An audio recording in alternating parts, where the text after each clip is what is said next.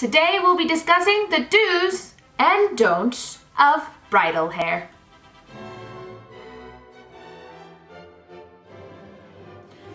Hey yo! This video was requested by a few people because they really like the things you don't say to your hairdresser. So I thought I would do a do's and don'ts of bridal hair.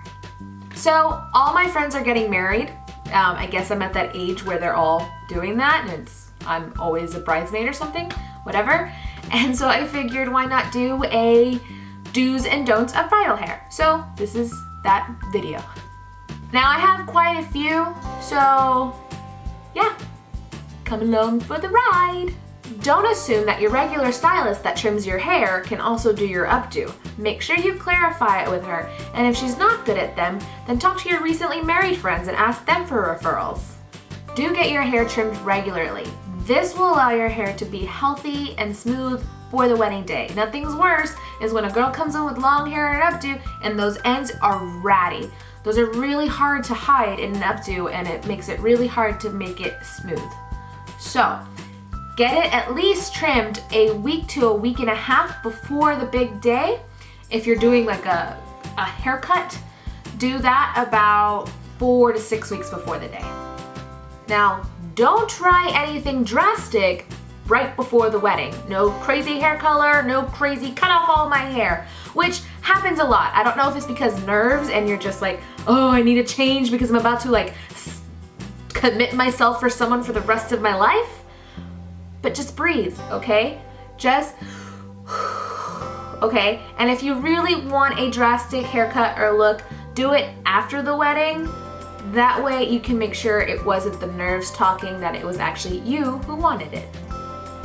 Once you get that ring on your finger, make sure you make an appointment with your stylist right away so she can start your hair care regimen, meaning all the stuff you're gonna need to start preparing, how often you need to come for trims, what length you need to get to start being able to work with something, even treatments that you might have to get done.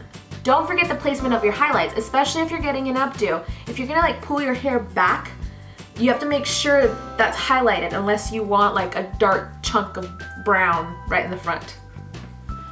Do get a once a week deep treatment, one for home or one done in the salon. What that does, it makes sure your hair is healthy and shiny and vibrant for the big day.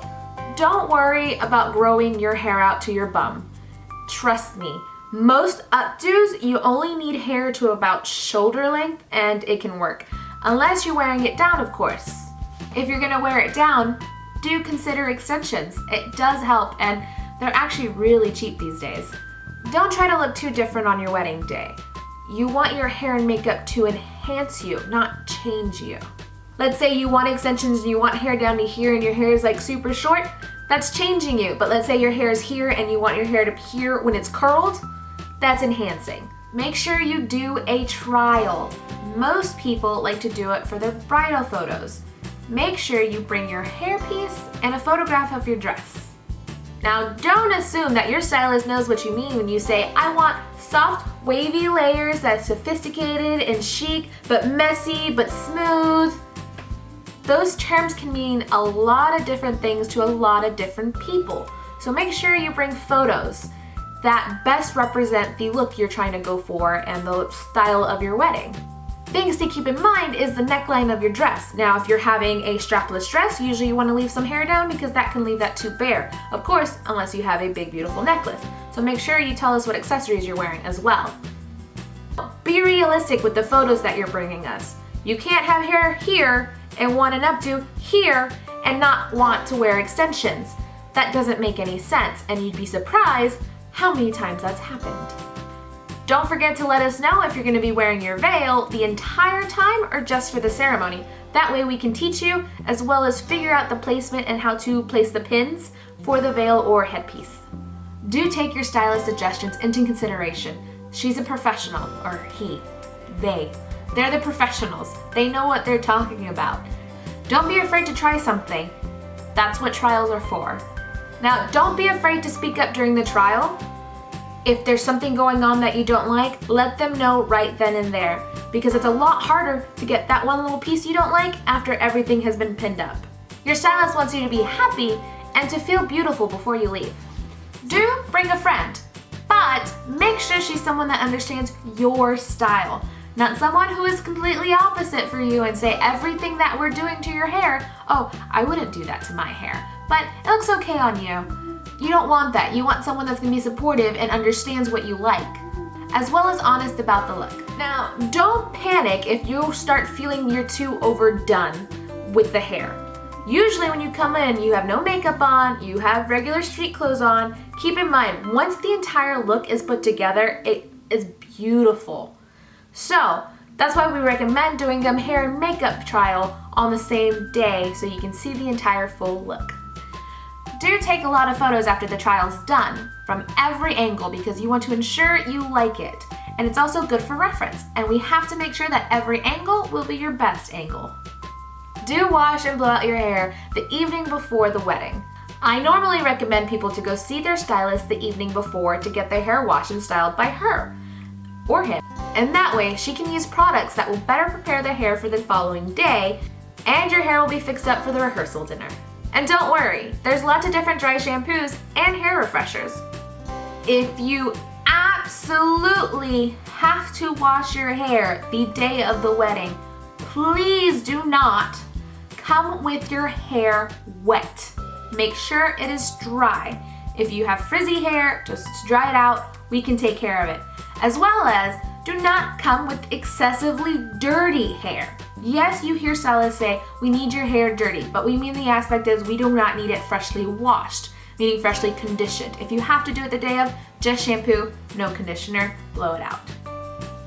When it's freshly washed and more so when it's freshly conditioned, the hair becomes too soft to manage or to control. But they do make products that help that. It just would make it a lot easier for the stylist. Do keep in mind the weather. Is it humid? Is it dry? Is it raining? Are you having an outdoor wedding? Indoor wedding? Make sure you discuss a backup plan with your stylist if there is going to be an outdoor wedding and it rains. Now, don't panic if you feel like your curls are too tight. If your place from like where I'm from, which is Houston, Texas, is extremely humid, it is better for your curls to be tight and fall to loose than from loose to straight. However, if they look like Shirley Temple curls, you might want to tell her, hey, don't want to look like I'm 12. Don't flat iron your hair prior to getting your updo. This makes it really, really hard for the curls to stay. If you have frizzy hair, just blow it out. Like I said, have your stylist do it. She can do it better than you can most of the time. It's a little harder to see the back of your head. Do dress appropriately. Spaghetti straps, button downs, tube tops are the best things to wear. You don't have to pull them over your head and worry about ruining your hair or makeup. Now, do not let an entire posse of people hover behind the stylist. This becomes very frustrating for both the stylist and the bride. Nothing's worse than having a bunch of second opinions already trying to nitpick everything that has already been discussed at the trial. You can, however, bring that friend that was with you at the trial because she knows what is going on.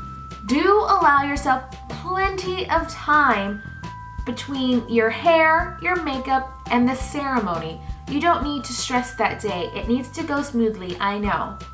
Just grab yourself a mimosa and enjoy. When you leave yourself a good cushion, you don't have to worry just in case something's running late, something's behind, the stylist is behind, you're behind, there was a car accident, so on and so forth. It is a lot easier to have the stylist come to you, but in some cases people go to the stylist.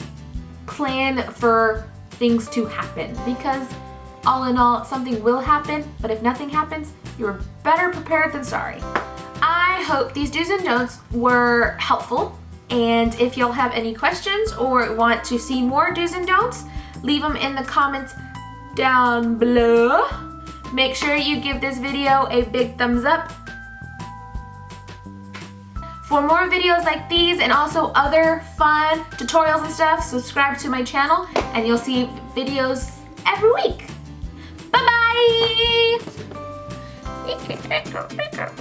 Okay. The color of my hand is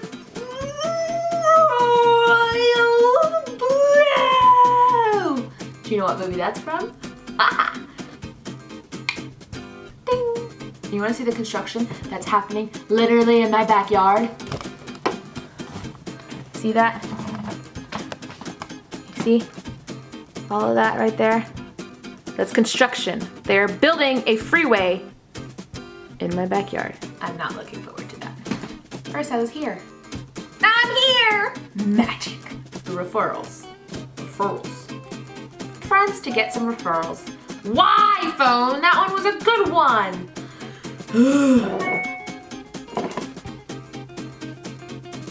Go away. Chicken, chicken.